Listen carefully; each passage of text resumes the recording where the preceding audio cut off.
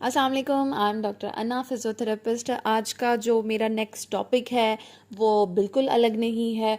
हम पहले chest physiotherapy के बारे में बता चुके हैं, लेकिन बहुत सारे मेरे व्यूवर्स जो मुझे पसंद कर रहे हैं, मेरा चैनल देख रहे हैं, सब्सक्राइब कर रहे हैं, तो अगर आपने सब्सक्राइब नहीं किया तो आप भी कर सकते हैं और मेरे साथ जुड़े रह सकते हैं। तो मैं बिल्कुल टाइम वेस्ट नहीं करूँगी। मैं बताना चाहूँगी कि आज हम जो चेस्ट फिज़ियोथेरेपी करने जा रहे हैं वो करने जा रहे हैं बच्चों पे, क्योंकि ये बहुत डिमांडिंग है और बहुत सारे बच्चों को बहुत प्रॉब्लम होता है, नमूनिया के चांसेस होते हैं। और स्पेशली जब बच्चा पैदा हुआ तो उसके बाद उसको नमूनिया के चांसेस होते हैं, और प्रिवेंट करने के लिए भी, उससे बचाने के लिए भी हम फिज़ियोथेरेपी कर सकते हैं। और उसके बाद भी अगर उनके लंग्स में सिक्रीशन जमा हो गई हैं तब भी हम कर सकते हैं। ठीक है, तो ये चीज़ रिमेंबर रखने की हैं। कुछ पॉइंट्स वो मैं सिर्फ ज़रूर बताऊंगी। उससे पहले अगर आपको इसके बारे में नहीं पता, बिल्कुल आइडिया नहीं है, तो आप मेरी पिछली वीडियोस में देख सकते हैं। तो सबसे पहले हाइजीन का आपने ख्याल रखना है कि आपके हैंड वॉश होने चाहिए अच्छे तरीके से। कोई ऐसा पार्टिकल ना हो, क्योंकि जो न्यू नेटल बेबीज़ हैं तो उनमें आपको ज़्यादा चांसेस मिलते हैं कि नमूनिया हो सकता है या फिर कोई इन्फेक्शन हो सकता है। तो आपने उनको भी क्लीन करना है और ख़ुद को भी क्लीन करना है। तो उसके बाद फिर हम देखते हैं कि पोजीशन क्या होनी चाहिए। हमारे जो ख़ुद की पोजीशन है वो क्या होनी चाहिए, स्पेशली हमारी हैंड की पोजीशन क्या होनी चाहिए, हमारे हैंड का कप कैसा होना चाहिए, तो वो उसके बारे में हम बताएंगे। और उसके साथ जो है आपके पेशेंट की क्या पोजीशन होनी चाहिए। तो मेन 3 पोजीशंस आपने याद रखनी है, एक सुपाइन, एक प्रॉन और एक साइड लाइन।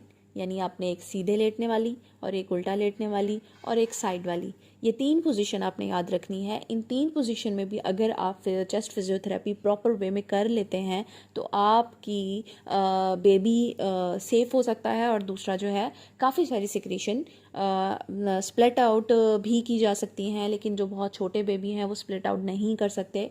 तो उसका भी एक बहुत ज़बरदस्त सोल्यूशन होता है कि जैसे ही हम वो सिक्रीशन को डिस्लॉज करते हैं वो स्टूल के ज़रिए पास हो जाता है। तो इसके लिए बिल्कुल परेशान होने की ज़रूरत नहीं है कि बहुत सारों के ये भी क्वेश्चन होते हैं कि वो जब स्प्लिट आउट कर ही नहीं सकते हैं बेबीज़, तो उनके प्रॉब्लम मज़ीद बढ़ सकता है कि वो ट्रैकिया तक आ जाएंगे। नहीं, ऐसा बिल्कुल नहीं होता है कि डिस्लॉज होने के बाद जो है स्टूल के ज़रिए पास हो जाता है। अगर सिक्रीशंस बहुत ज़्यादा होती हैं तो हम सक्शनिंग के थ्रू भी कवर अप कर लेते हैं। तो मैं आज ये बता रही हूँ कि आप घर में कैसे कर सकते हैं। तो नेक्स्ट हमारे पास आता है टाइम ड्यूरेशन एंड रिपीटिशन, कि हमने कितना टाइम रखना है और कितनी बार करना है। तो बहुत सारे लोग इसमें डरे रहते हैं कि हमें करना चाहिए, नहीं करना चाहिए, या हमें कितनी बार करना चाहिए तो नुकसान ना हो जाए। तो वो भी मैं आपको बताऊंगी कि टाइम ड्यूरेशन आपका कितना हो और रिपीटिशन कितनी हो। उसके बाद है indication and Contra indication. Indication क्या है, मतलब किस किस कंडीशन में आप कर सकते हैं, और कॉन्ट्रा इंडिकेशन किस कंडीशन में आपको बिल्कुल स्टॉप किया जाता है, मना किया जाता है कि आपने चेस्ट फिजियोथेरेपी नहीं करनी।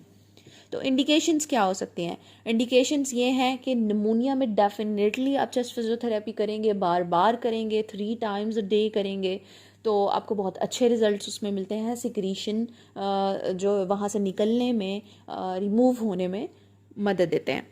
उसके साथ साथ इंडिकेशन में सबसे बेस्ट इंडिकेशन ये है जब आप चेस्ट फिजियोथेरेपी कर सकते हैं कि अगर आपका, अक्सर ये होता है कि जब बेबी पैदा होता है तो आपके बेबी में के लंग्स में प्रॉपर ऑक्सीजन नहीं जा सकती, जिसकी वजह से वो काम करना छोड़ देता है, वो कोलैप्स हो जाता है। तो कोलैप्स को भी हम, बिल्कुल कोलैप्स को हम चेस्ट फिजियोथेरेपी से दोबारा रिकवर कर सकते हैं।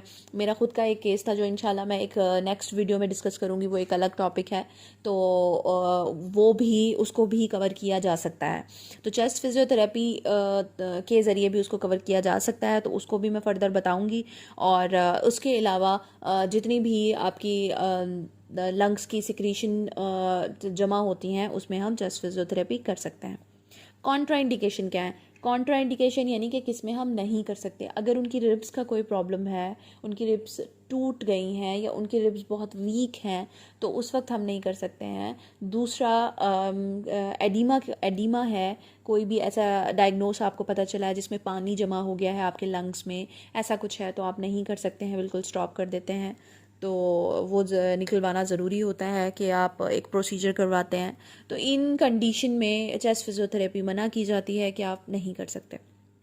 तो चलिए हम स्टार्ट करते हैं कि चेस्ट फिजियोथेरेपी किस किस स्टेज में, या मैंने कोशिश की है कि बच्चों से, न्यू नेटल से लेके 7 या 8 साल के बच्चे तक हम आपको करके दिखाएं, ताकि आपको अंदाज़ा हो कि चेस्ट फिजियोथेरेपी बच्चों में कैसे होती है। तो सबसे पहले हम न्यू नेटल बेबी को लेते हैं। न्यू नेटल बेबी को आप घर में भी अगर कर रहे हैं तो कैसे करेंगे कि आपने सबसे पहले सुपाइन में बच्चे को लिटाया, बिल्कुल सीधा। बिल्कुल आपने एक साइड पे जो पूरी रिब्स हैं, ये याद रखना है, क्योंकि रिब्स के नीचे आपके लंग्स होते हैं, फेफड़े होते हैं। तो आपने रिब्स की जो लाइन है उसको कवर करना है। सबसे पहले आपने ऊपर की तरफ से स्टार्ट करना है, कंधे के नीचे से आपने स्टार्ट करना है। ये जो है फिंगर्स बनानी है, 2 फिंगर्स को आपने जोड़ के एक छोटा सा कप बना लेना है, और उसके बाद आपने टैप टैप करना है। आप ये कर सकते हैं, या इसके अलावा जो बेबीज़ के फीडर होते हैं, फीडर का जो निपल होता है, निपल को लेके भी आप पकड़ेंगे उसको दोनों तरफ से, और उसको भी आप डायरेक्टली जो टैप करके कर सकते हैं। तो आपकी मर्ज़ी है कि आपने किस तरीके से करना है, वो हम करेंगे। पूरे को हम कवर करेंगे। 1 मिनट तक आपने 30 रिपीटिशन देनी है एक ही जगह पे। उसके बाद आपने फर्दर दूसरी जगह पे करना है, फिर तीसरी जगह पे करना है। क्योंकि जो राइट साइड होता है उसके 3 लोब्स होते हैं पूरे फेफड़े के अंदर, लंग्स के अंदर, और जो लेफ़्ट साइड होता है उसके दरमियान में दिल होता है। तो यहाँ पे वो चीज़ नहीं परफॉर्म करनी। तो इसी तरीके से हम पूरे जो है एरिया को कवर करते हैं, और ये सीधे लेट के होगा। सेकंड हमारे पास आता है प्रोन पोजीशन में, यानी कि उल्टा लेटा के। उल्टा बच्चा अगर बिल्कुल सीधा नहीं लेट पा रहा है तो आपने थोड़ा सा उसको बेंड कर लेना है, अपने हाथ के ऊपर रख के, बाजू के ऊपर रख के आपने फिर उसको कवर करना है, ताकि कोई भी सिक्रीशन हो आसानी के साथ डिसलॉज हो जाए। तो आपने इसी तरीके से फिंगर बनानी है, टैप टैप टैप टैप करना है, और पूरे आपने बैक के ऊपर इसी तरीके से करना है। कोई डरने की बात नहीं है, कहीं कुछ नहीं होगा। आपने हल्का हल्का टैप करते रहना है, बहुत हल्के हाथ भी नहीं रखने हैं, ताकि आपको फील हो, आपको एक वॉइस फील हो कि टैप टैप हो रहा है।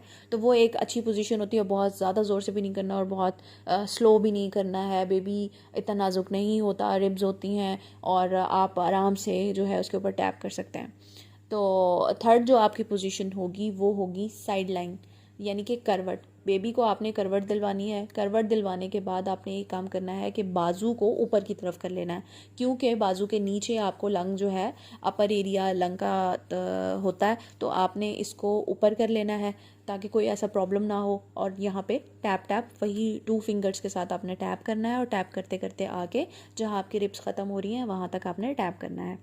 इस तरीके से करने के बाद इसमें भी बिल्कुल डरने की ज़रूरत है। इसमें कोई हार्ट नहीं होता, इसमें कोई ऐसी सिचुएशन नहीं है। आराम से आप बैक को भी कवर कर सकते हैं, साथ साथ साइड लाइन पे लेके जाके आप पीछे से भी कवर कर लें, और आप ऊपर से भी कवर कर सकते हैं, और आगे से भी कर सकते हैं। साइड लाइन एक ऐसी पोजीशन है जिसमें आप तीनों चीज़ों को कवर कर सकते हैं। तो दूसरी साइड पे भी सेम आपने ऐसे करना है, लेकिन आप सुपाइन पोजीशन में जब आप आते हैं तो आपने जो मिडल एरिया है, जो हार्ट की साइड पे एरिया है, उस पे इतना ज़्यादा टैप नहीं करना। वो इसलिए नहीं करना क्योंकि हार्ट होता है वहाँ पे, हार्ट पे आप बार बार टैप करते हो तो वो उसमें प्रॉब्लम हो सकता है, हार्ट बीट बढ़ सकती है, ऐसी कोई कंडीशन हो सकती है। तो आपने ये करना है। फिर उसके बाद आपने साइड पे भी आप जो राइट साइड है उस पर बिला झिझक करें। आप ज़्यादा बैक से ज़्यादा अच्छे तरीके से कर रहे होते हैं, क्योंकि वहाँ पे कोई भी ऐसा प्रॉब्लम नहीं होता कि आपने किसी चीज़ से बचाना है। बैक साइड पे ज़्यादा प्रोमिनेंट होता है फेफड़ा। ठीक है, ये हमारा हो गया न्यू नेटल पे। न्यू नेटल पे हम अच्छे तरीके से कर सकते हैं। अगर जो है वहाँ पे इरिटेशन है, स्किन का कोई प्रॉब्लम है, तो उस वक्त आप ख्याल करेंगे, उस वक्त आप नहीं करेंगे। या अगर स्किन इरिटेट हो रही है बेबी की, तो आप ख्याल करेंगे। अगर उस टाइम में बेबी बहुत ज़्यादा इरिटेट हो रहा है, रो रहा है, तो इसका मतलब ये है कि समथिंग इज़ रॉन्ग देयर। तो आप वहाँ पे वो चीज़ नहीं कर सकते। ये एक हो गया। उसके बाद हमने एक और बेबी को लिया है। मेरे घर में 3 बेबी थे मेरे पास अवेलेबल, तो मैंने कोशिश किया कि मैं तीनों पे कवर अप करूं। तो उसके बाद हमने जो है 3 साल के बच्चे का लिया है कि 3 साल के बच्चे को हम कैसे कर सकते हैं। वही सेम तरीका होगा, लेकिन आपने अपने कप, आपने एक छोटा सा 3 उंगलियों का कप बना लेना है, 4 उंगलियों का कप बना लेना है। और इसी तरीके से आपने पूरा परफॉर्म करना है कि सबसे पहले आपने सीधा लिटा देना है। सीधा लिटाने के सारे एरिए को आप कवर करेंगे, right and left side. Right and left side को कवर करने के बाद आपने पोजीशन चेंज करनी है, आपने प्रोन पोजीशन में लेके आना है। जब आप प्रोन पोजीशन में लाएंगे तो आप छोटा सा एक पिलो रख लें नीचे उनकी चेस्ट की तरफ, ताकि जो है नीचे की तरफ फेस हो जाए और आसानी के साथ आप जो है डिसलॉज कर सकें। तो आपने ये पोजीशन बनानी है और बैक पे आपने सारा टैप टैप टैप टैप करना है अपने फिंगर्स को कप बना के। कप बनाने के बाद आपने टैप करना है। आप आसानी के साथ जो है टैप कर सकते हैं। 1 मिनट के लिए आप टैप करेंगे एक जगह पे और 30 रिपीटिशन के साथ, यानी कि 30 दफ़ा आपने एक साइड पे करना है। इसी तरीके से 90 या 100 मरतबा आप ये कर सकते हैं, कम भी कर सकते हैं, सांस ले सकते हैं, कोई इशू नहीं है इसमें।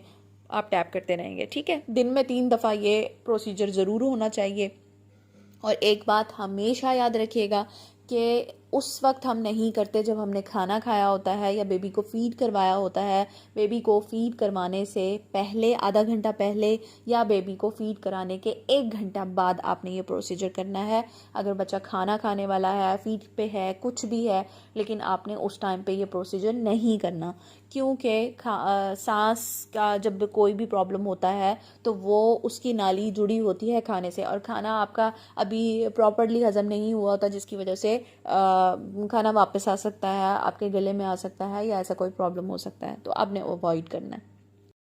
तो ये थी आज तक की मेरी वीडियो। आई होप कि आपको अच्छी लगी होगी, आपका कॉन्सेप्ट क्लियर हो चुका होगा। तो आगे अगर कोई और टॉपिक की आपको नीड है, आपको प्रैक्टिस की ज़रूरत है, तो आप मुझसे कांटेक्ट करें, आप मुझे कमेंट बॉक्स में बताएं। तब तक के लिए अल्लाह हाफ़िज़। Thank you for watching.